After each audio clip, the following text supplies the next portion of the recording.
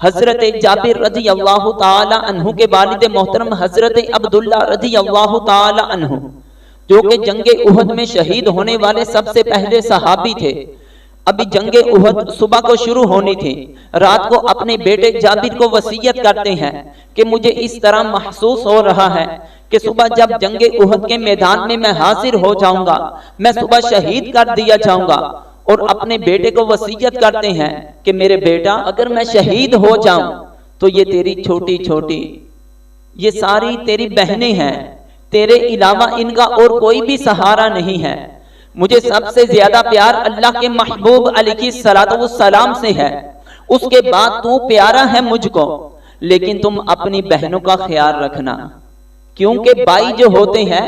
یہ باپ کی مانند ہوتے ہیں. جب باپ موجود نہ ہو یا اس کا سایہ سر سے اٹھ جائے تو اللہ کے محبوب علیہ السلام فرماتے ہیں کہ بڑا بھائی وہ باپ کی حیثیت رکھتا ہے، تو تم نے ایک باپ ہونے کی حیثیت سے ان کے تمام فرائض کو، ان کی تربیت کو انجام دینا ہے. اور اتفاق سے ایسا ہوتا ہے کہ جب غزوہ احد کا میدان لگتا ہے، حضرت عبداللہ رضی اللہ تعالی عنہ شہید ہو جاتے ہیں. اس کے بعد حضرت جابر رضی اللہ تعالی عنہ جب جوان ہوتے ہیں، ایک وقت آتا ہے وہ شادی کرتے ہیں. اللہ کے محبوب علیہ السلام حضرت جابر رضی اللہ تعالی عنہ کے پاس آئے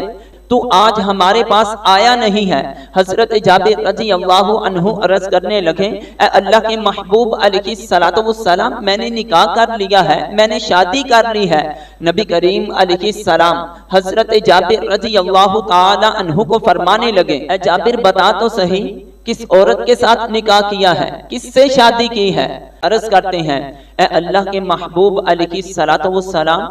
میں نے ایک بیوہ عورت تھی اس کے ساتھ میں نے نکاح کیا ہے. اللہ کے محبوب علیہ السلام حضرت جابر رضی اللہ تعالی عنہ کو فرمانے لگے، جابر تو کبارہ تھا، تو کون سا پہلے طلاق دہندہ تھا، یا تو کون سا ایسے تھا کہ تیری بیوی پہلے فوت ہو چکی ہے؟ تو کوارا تھا، حق یہ بنتا تھا کہ تو کواری عورت کے ساتھ شادی کرتا تاکہ تو اس کے ساتھ اچھی طرح کھیلتا، وہ تیرے ساتھ اچھی طرح کھیلتی، دونوں اپنی زندگی سے خوب لطف اندوز ہوتے. لیکن تو نے کواری عورت کے ساتھ شادی کیوں نہیں کی؟ حضرت جابر رضی اللہ عنہ نبی کریم علیہ السلام کا یہ فرمان سن کر پھر عرض کرتے ہیں، اے اللہ کے محبوب علیہ السلام، میرے والد محترم حضرت عبداللہ رضی اللہ عنہ جنگ احد کے اندر شہید ہو چکے تھے، اور انہوں نے مجھے وصیت کی تھی کہ بیٹا میرے بعد اپنی بہنوں کا صرف تو ہی سہارا ہے، تو نے ہی ان کی پرورش کرنی ہے، تو نے ہی ان کی تربیت کرنی ہے، تو نے ہی ان کی ضروریات زندگی کا خیال رکھنا ہے. تو اگر میں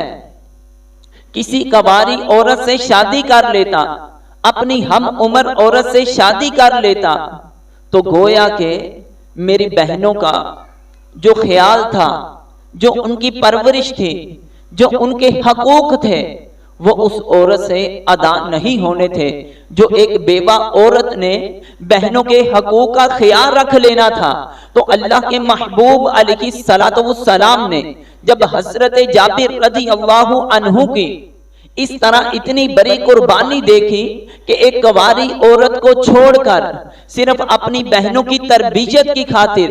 انہوں نے ایک شادی شدہ ایک بیوہ عورت سے نکاح کر لیا کہ میری بہنوں کی تربیت اچھی ہو جائے، میرے باپ کی وصیت پر عمل ہو جائے. تو اللہ کے محبوب علیہ السلام حضرت جابر رضی اللہ تعالی عنہ سے اتنا راضی ہوتے ہیں، خوش ہوتے ہیں اور دعا کرتے ہیں اللہ تعالیٰ تجھے اور تیرے گھر میں برکتیں عطا فرما دے. تو پتا چلا کہ اگر کوئی بہنوں کے حقوق کی خاطر اپنی زندگی کو قربان کر دیتا ہے، ان کے حقوق کی خاطر اپنی خواہشات کو پس پش ڈال دیتا ہے، تو اس سے اللہ کے محبوب علیہ السلام راضی ہو کر اپنے دل سے دعا دیتے ہیں. بلکہ ایک حدیث پاک کے اندر اس طرح ہے کہ جس شخص کی کفالت میں 2 بیٹیاں ہوں، یا اس کی بیٹیاں تو نہیں ان کی بہنیں ہیں، تو وہ بندہ ان کی اچھی طرح پرورش کرتا رہا، ان کی دیکھ بھال کرتا رہا، پھر یہاں تک کہ وہ بالغ ہو گئی یا اس نے ان کا نکاح کروا دیا،